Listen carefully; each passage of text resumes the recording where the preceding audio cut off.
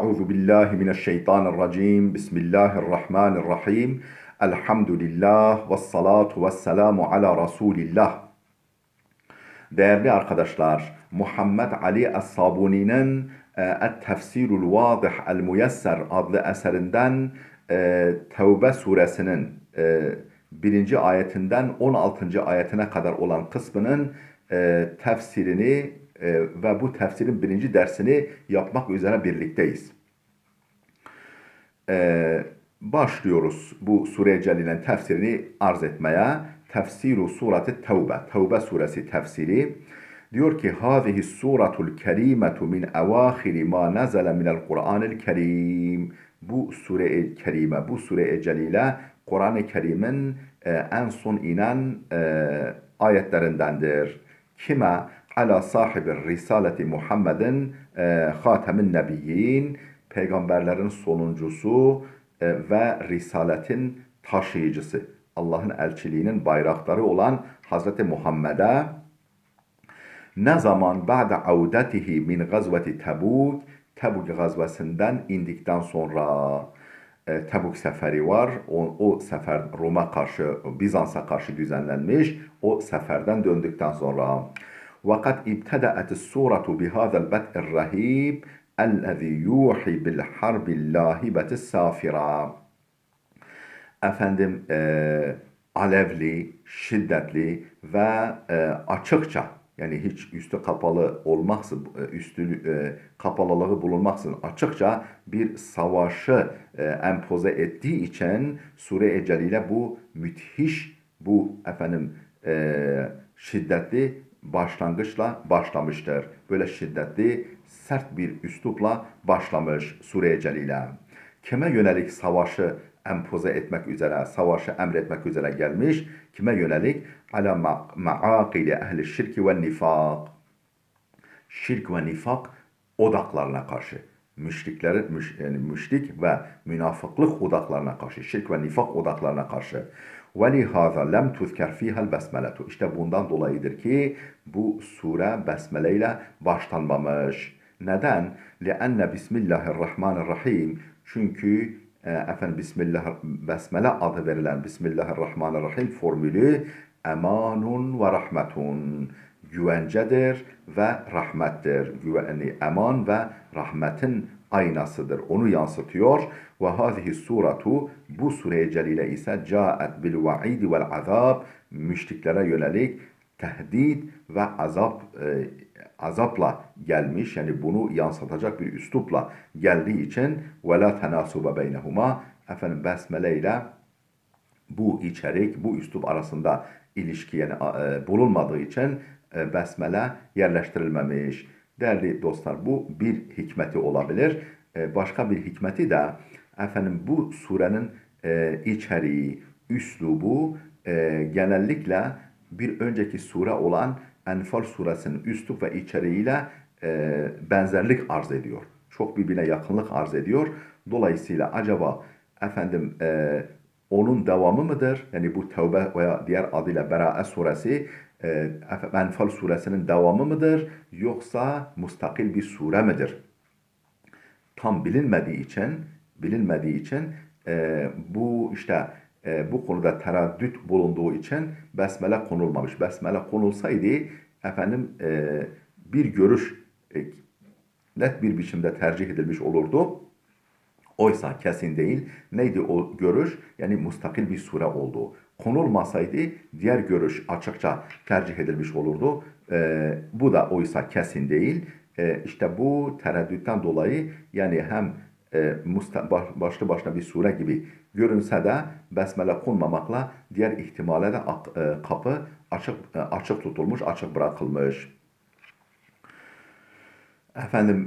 Ayetlerimize meal vere vere tefsirlerini okuyalım. Bera'etun minallahi ve rasulihi ilellezine ahadtum minel müşrikine فَسِيحُوا فِي الْأَرْضِ أَرْبَعَةَ أَشْهُرٍ وَاعْلَمُوا أَنَّكُمْ غَيْرُ مُعْجِزِ اللّٰهِ وَأَنَّ اللّٰهَ مُخْزِي الْكَافِرِينَ.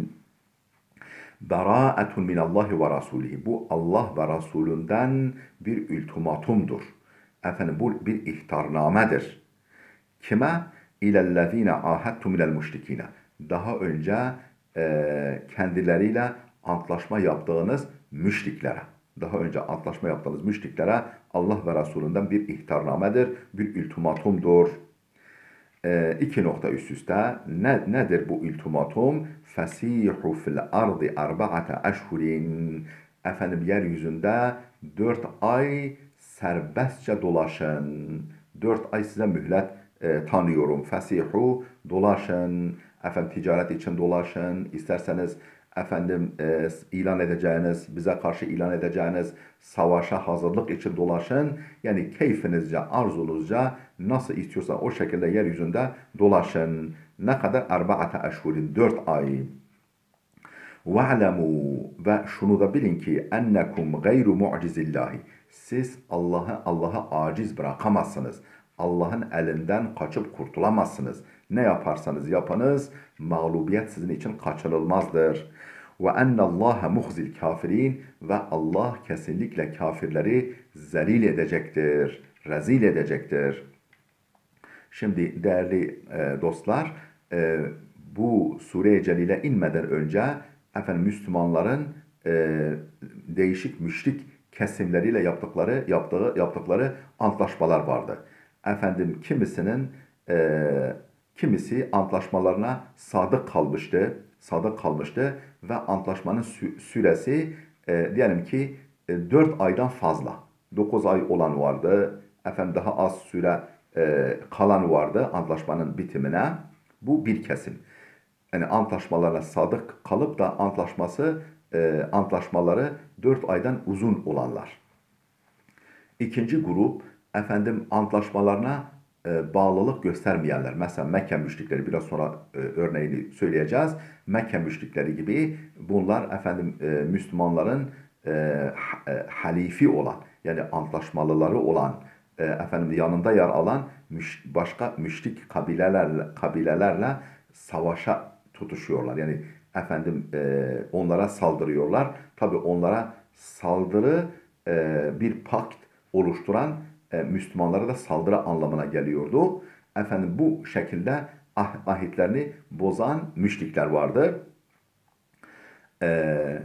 Açıkça ahitlerini bozmuşlar. Bir de efendim antlaşmaların ahitlerine bağlılık gösterdikleri halde ahitleri 4 ay sürenin aşağısına, yani daha az bir limite düşen müşrikler vardı. 3 kesim.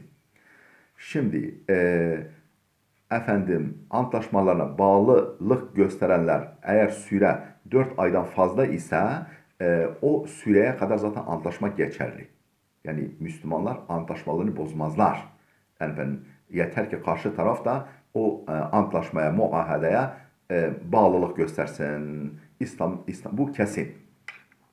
İkincisi efendim antlaşma yapılmış ama karşı taraf antlaşmayı bozmuş. Onlara 4 ay süre tanınıyor. Yani 4 aylık mühlet veriliyor. Efendim işte kendi tercihlerini yapmak üzere. Ya Müslüman olacaklar, ya efendim terk diyar edecekler, yahut da Müslümanlarla mertçe savaşmayı göze alacaklar. Böyle bir kesim var. Yani antlaşmalarını bozmuşlar. Efendim bağlı kalmamışlar.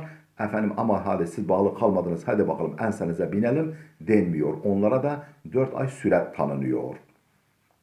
Bir de efendim yine antlaşmalarına bağlılık gösterip de antlaşmaları 4 ay süresinin altına düşenler, bunların da antlaşmaları 4 aya yükseltiliyor.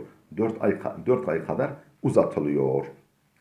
İşte durum bu. O günkü şartlar böyle. Şimdi mealimizi verdik. Efendim tefsirimizi okumaya devam ediyoruz. Hâzihi berâetun vâsiletun minallahi ve rasûlihi. Bu Allah ve Resulünden gelen, Allah ve Resulü kaynaklı bir ultimatumdur, bir ihtarnamedir. Neye ilişkin? Bi kat'al alâkati vel uhudi ma'al akvâmil müşrikîn. Müşrik çevrelerle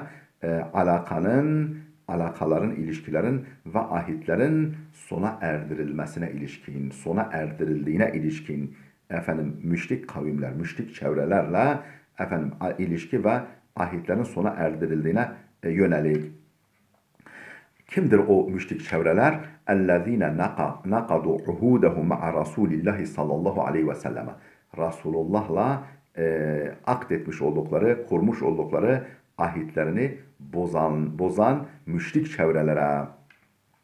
وَاسْتَبَاحُوا سَفْكَ الدِّمَاء, kan dökmeyi helal gören, mübah gören bu müşrik çevrelere. فَقُلْ لَهُمْ, ya Muhammed sen onlara de ki, siru ya ma'şerel kuffari, dolaşın ey müşrikler, ey kafirler topluluğu, ey kafirler topluluğu dolaşın, aminine, emniyet içerisinde, müddete erbaate eşhurin, 4 ay süresince. La yusibukum mekruhun minna ve la eden. Bizden size ne bir sıkıntı ne bir eziyet dokunmaksızın 4 ay boyunca keyfinizce dolaşın. Thumme ba'daha la ahde lekum minna ve la emane. Ama bu 4 aydan sonra bu 4 ay sona erdiğinde bizden size artık ne ahit var ne eman. Bizimle sizin aranızda ne bir antlaşma var ne de bir eman güvence var. Efendim herkes hesabını buna göre yapsın. Mertçe, açıkça. وَاعْلَمُوا أَنَّكُمْ لَا تَفُوتُونَ اللّٰهَ هَرَبًا وَاِنْ اَمْهَلَكُمْ هَذِهِ الْمُدَّةَ. Efendim bilesiniz ki size bu süreyi tanısa bile Allah size bu mühleti tanısa bile, bu müddeti mühlet olarak verse bile siz Allah'ın elinden kaçıp kurtulamazsınız. لِأَنَّكُمْ فِي قَبْضَتِهِ subhanehu. Çünkü siz zaten onun kudret avucundasınız. Allah'ın kudret kabzasındasınız. Değerli dostlar, biz anne rahmindeyken Allah'ın kabzasında değil miydik? Efendim kudret avucunda değil miydik? Dünyaya geldikten sonra da yine Allah'ın himayesi altında kudretin avucunda değil miydik? Dolayısıyla devamında da hayatımızın her anında Müslüman olsun, müşrik olsun bütün insanlar Allah'ın kabzasındadır. Allah'ın kudret avucundadır. Dolayısıyla Allah'tan kaçıp kurtulmak mümkün değil. لَأَنَّكُمْ فِي قَبْلَتِهِ subhanehu. Çünkü siz Allah'ın kabzasındasınız. Allah'ın kudret avucundasınız. Pençesi altındasınız. وَأَنَّ اللّٰهَ مُذِلُّ الْكَافِر۪ينَ وَمُه۪ينُهُمْ فِي الدُّنْيَا وَالْآخِرَةِ. Ve Allah Teala da kesinlikle dünyada da ahirette de kafirleri zelil edecektir ve onları hor ve hakir kılacaktır. Muzillu, yani zelil kılacaktır el-kafirine ve muhinuhum, ve onları hor ve hakir kılacaktır fi dünya vel ahire, dünyada da ahirette de. Ve sebebu hazihil bera'a, bu sert üslupla, bu tavizsiz üslupla ultimatumun ve ihtarnamenin sebebi şudur. Bu sebebe binaen inmiş. Ennen nebiyye sallallahu aleyhi ve selleme kâne kad âhedel müşrikine fi sulhil Hudeybiye. Peygamber sallallahu aleyhi ve sellem müşriklerle Hudeybiye'de bir antlaşma yapmıştı.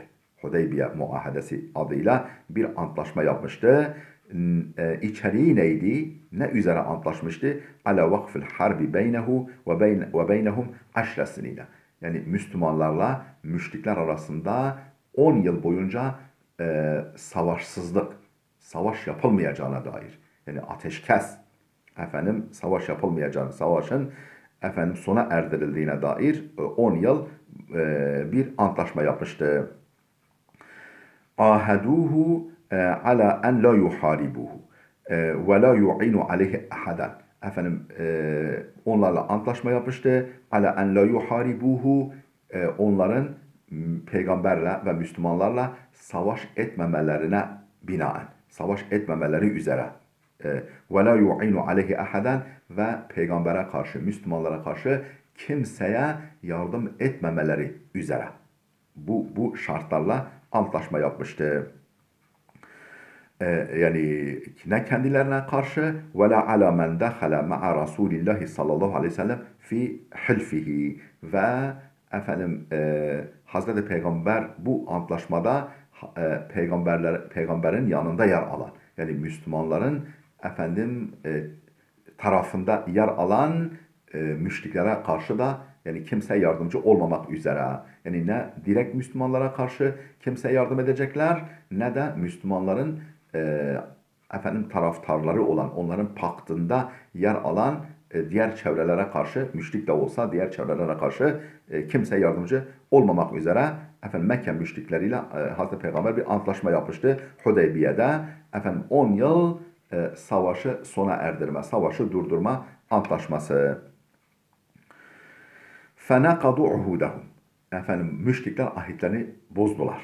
وَاَعْتَدَتْ بَنُوا بَكْرٍ عَلَى خُزَاعَ Benu Bekir kabilesi Huza'a kabilesine saldırdı. Kimdi Huza'a kabilesi? Hulefâ-i Nebiyyi. Peygamberin antlaşmalıları. Peygamberin yanında yer alan. Müşrik de olsalar peygamberin paktında Müslümanların yanında yer alan Huza'ya karşı Benu Bekir saldırıda bulundu. Ve a'anethum Kureyşun bir rical ve bis silah. Kureyş ise peygamberin yanında yer alan Huza'ya karşı Beni Bekir'e silahla ve adamla destek verdiler. Yani silah yardımında da bulundular. Adam da gönderdiler Benu Bekir'e yardıma. فَأَمَرَ اللّٰهُ رَسُولَهُ الْكَرِيمَ اَنْ يُنْهِيَ الْعُهُودَ بَيْنَهُ وَبَيْنَ الْمُشْرِكِينَ İşte buna binaen Allah Resulüne müşriklerle kendisi arasındaki antlaşmaları sona erdirmesini emretti. Bu ayetlerle müşriklerle Müslümanlar arasındaki antlaşmanın nihayete erdirilmesini Allah emretti. Ve en yakta'a hadhihi alaqati ve bu ilişkileri, bu antlaşma ilişkilerini sona erdirmesini emretti. Feba'atha Resulullah Ebu Bekir'in alel hacci liyuqime linnasil menasika. Hicretin 9. yılı değerli dostlar. Hicretin 9. yılı Peygamber bizzat hacca gitmedi. Neden? Çünkü henüz Mekke'ye giriş müşriklere yasak edilmemişti. Müşrikler de gelip kendi inançlarınca hac yapıyorlardı. Kabe'de putlar vardı. Bakınız Mekke fethedildiği halde daha doğrusu tamam putlar yok ama müşrikler de gelip hac yapabiliyorlardı. Nasıl hac yapıyorlardı kendilerince, kendi inançlarınca? Şirk tortularıyla karışık bir şekilde. Hatta bağışlayın çıplak olarak Kabe'yi tavaf ediyorlardı. Yani çıplak öyle bir adetleri var. Çünkü güya içerisinde günah işledikleri elbiseler olmayacak.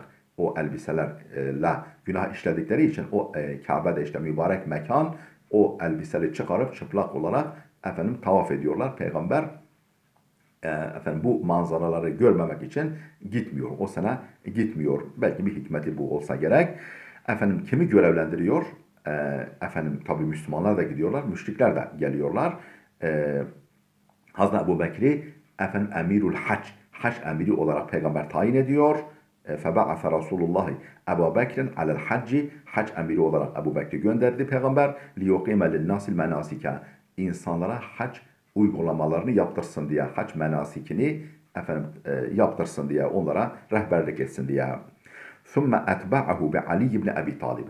Şimdi bu ayetler inince, bu Bera'a suresinin, Tevbe suresinin baş tarafındaki bu ayetler inince Hazreti Ali de Medine'de, o da gitmemiş.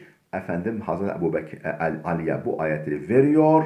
Diyor ki yetiş Hazreti Ebu Bekir'e ulaş. Bu ayetleri müşriklere ilan eden, müşriklere tebliğ eden. Peki neden Hazreti Ali'yi gönderiyor? Başka birini değil. Çünkü müşrikler arasında cahiliye döneminde şöyle bir uygulama vardı. İki taraf arasında bir tebliğatta bulunulacaksa, iki rakip taraf arasında, iki büyük rakip düşman arasında böyle bir tebliğatta bulunulacaksa mutlaka o tarafın ya bizzat reisi veyahut da o reisin en yakın adamı, böyle kan bağı bulunan bir adamı olacak. Yani o tebliğname, ihtarnamede bulunacak kişi. Hazreti Ali de Peygamber Efendimizin hem damadı hem de amca oğlu olduğu için bu görevi Hazreti Ali'ye veriyor. Niçin Hazreti Ali'yi gönderiyor? لِيُعْلِمَ النَّاسَ بِالْبَرَاءَةِ فِي الْمَحْفِلِ الْمَشْهُودِ يَوْمَ الْحَجِّ. O hac günü. Yani hac günü o büyük mahfil. Mahfil ne demek? Büyük toplanma yeri. Büyük kalabalık o kalabalık mekanda bu bera'ayı, yani bu ultimatumu, bu ihtarnameyi, bu ilişki kesmeyi onlara, müşrik tarafa bildirmek üzere. Yani herkesin gözü önünde gizlisi, kapaklısı olmayacak biçimde. Fekame Aliyun, Hazreti Ali tabi gitti ve efendim ayakta durdu. Fenada finnas bihadihil umuril arbaati ve insanlara bu ayetlerle birlikte şu 4 hususu da ilan etti. Fenada seslendi, haykırdı, ilan etti. Finnasi bütün işte Müslüman, müşrik herkes toplanmış efendim onlar arasında şu 4 hususu ilan ettiği. Nedir o 4 husus? Şudur. Birincisi en la yakrubel beytel harama ba'del ami müşrikun. Bu yıldan itibaren Beytül Haram'a hiçbir müşrikin yaklaşmayacağı. Hiçbir müşrikin Beytül Haram'a yaklaşmayacağı. Bundan sonra müşriklere hac yok. Kendi dinlerince. İkincisi ve en la yatufa bil beytil harami uryanun. Hiçbir kimsenin çıplak olarak Beytül Haram'ı tavaf edemeyeceği, hiçbir çıplak kimsenin Beytül Haram'ı yani tavaf edemeyeceği. Üçüncüsü ve ennehu la yedhulul cennete illa mu'minun. Müminlerden başka kimsenin cennete giremeyeceği. Yani bu hususta, bu gerçekte ilan edildi. Üçüncüsü ve ennehu söyledik onu üçüncüsünü. Dördüncüsü ve men kana beynehu ve beyner rasuli müddetun ve ahdun fe eceluhu ila müddetihi. Kimin Hazreti Peygamber sallallahu aleyhi ve sellemle bir antlaşma süresi varsa, bir muahedesi varsa, süreli bir antlaşması varsa, bir muahedesi, mukavelesi varsa fe eceluhu ila müddetihi, onun süresi o belirlenen süreye kadar devam edecektir. Sadık kaldıkları sürece. Eğer antlaşmalarına bağlılık göstermişse karşı taraf. Göstermemişse onunla ilgili talimat gelecek. فَاَجَلُوا اِلَمَا وَاللّٰهُ بَرِيءٌ مِنَ الْمُشْرِكِينَ وَرَسُولُهُ. Allah ve Resulü müşriklerden artık beridir. El-hadis ahracehul Bukhari ve Müslim. Bu hadisi, yani bu rivayeti Bukhari ve Müslim kitaplarında kaydetmişler, nakletmişler bize. وَاَذَانٌ مِنَ اللّٰهِ وَرَسُولِهِ اِلَى النَّاسِ يَوْمَ الْحَجِّ الْاَكْبَرِ اَنَّ اللّٰهَ بَرِيءٌ مِنَ الْمُشْرِكِينَ وَرَسُولُهُ فَاِنْ تُبْتُمْ فَهُوَ خَيْرٌ لَكُمْ وَاِنْ تَوَلَّيْتُمْ فَاعْلَمُوا أَنَّكُمْ غَيْرُ مُعْجِزِ اللّٰهِ وَبَشِّرِ الَّذ۪ينَ كَفَرُوا بِعَذَابٍ أَلِيمٍ. وَاَذَانٌ مِنَ اللّٰهِ وَرَسُولِهِ. Allah ve Resulünden bir ihtarnamedir, bir bildiridir, bir bildirimdir. Kime? İlen nasi. İnsanlara bir bildirimdir. Ne zaman? Yevmel haccil ekberi. Büyük hac günü. Yevmel hacce ekber. Hacce ekber. Hacce asgar var. Hacce ekber var. Hacce asgar umradır. Hacce ekber bizim bildiğimiz normal haçtır. Yani Hacce ekber günü neye ilişkin bir bildirimdir? Bir ihtarnamedir. Ennallâhe berî'un minel müşrikine ve rasûluhu. Allah'ın ve Resulünün müşriklerden beri olduğuna, onlarla hiçbir bağlarının kalmadığına, hiçbir antlaşmalarının kalmadığına, bir alakalarının bulunmadığına ilişkin bir bildirimdir. Artık köprüler atılıyor. فَاِنْ تُبْتُمْ فَهُوَ خَيْرٌ لَكُمْ.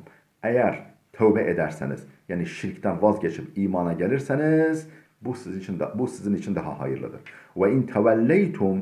Eğer sırtınızı yüz çevirirseniz, sırt dönerseniz, فَعْلَمُوا أَنَّكُمْ غَيْرُ مُعْجِزِ اللّٰهِ. Çok iyi bilesiniz ki siz Allah'ın elinden kaçıp kurtulamazsınız. Allah'ı aciz bırakamazsınız demek. Allah'ın elinden kaçıp kurtulamazsınız. وَبَشِّرِ الَّذ۪ينَ كَفَرُوا بِعَذَابٍ أَلِيمٍ. İşte o kafirlere, o müşriklere acıklı bir azapla müjde ver. Tabi burada müjde ver derken bu bir yani alay üslubudur. Yani onları aşağılama üslubudur. Yani yoksa azap müjde verilmez. Değil mi? Yani bu güzel şeyler müjde edilir, müjde verilir.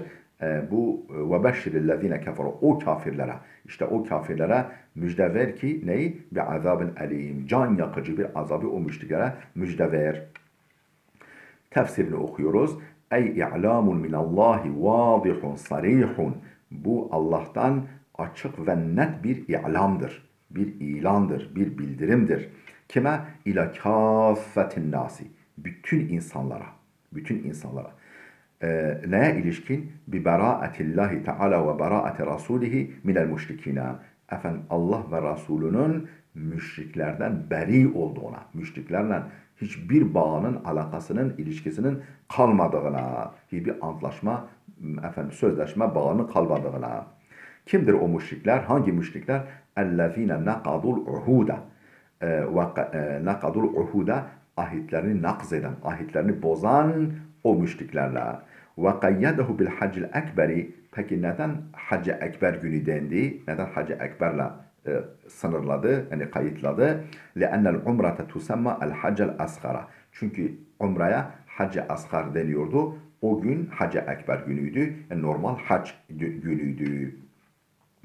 فَاِنْ تُبْتُمْ مِنَ الْكُفْرِ وَالْغَدْرِ وَنَقْضِ الْعَهْدِ Eğer küfürden, efendim gadır, döneklikten, hıyanetten ve nakdıl ahdi bozmaktan tövbe ederseniz, bu tutumunuzdan vazgeçerseniz فَهُوَ خَيْرٌ لَكُمْ مِنَ التَّمَادِ فِي الضَّلَالِ Bu dalalette devam etmenizden sizin için daha hayırlıdır. O dalaletinize, küfrünüze, hıyanetinize, dönekliğinize devam etmekten sizin için çok daha iyidir. Ve in a'radtum anil imani ve tevbeti eğer imandan ve tevbeden yüz çevirirseniz efendim fa'lemu ennekum la ta'cizune rabbakum bilesiniz ki siz Rabbinizi aciz bırakamazsınız. Rabbinizin elinden kaçıp kurtulamazsınız. Ve ikabuhu nazilun bikum ve onun ikabı ağır cezası tepenize inecektir.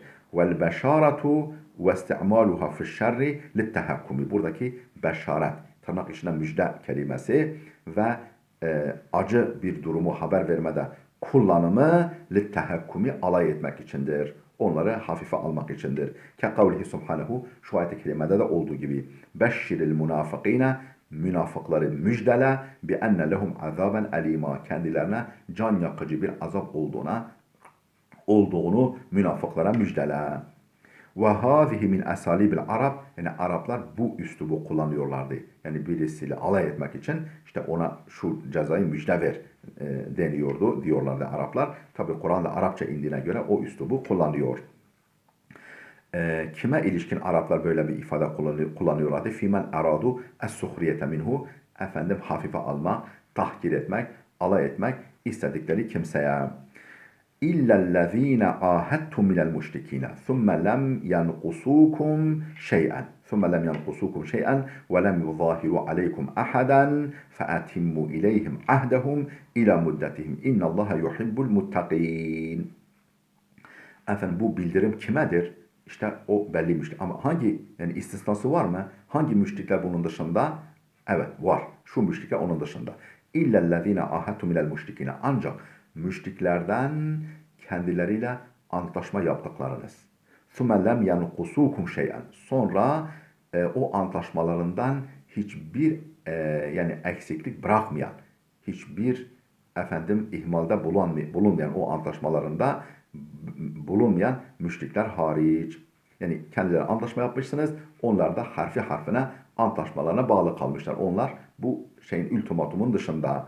وَلَمْ يُظَاهِرُوا عَلَيْكُمْ أَحَدًا Ve sizin aleyhinizde size karşı kimseye arka çıkmayan.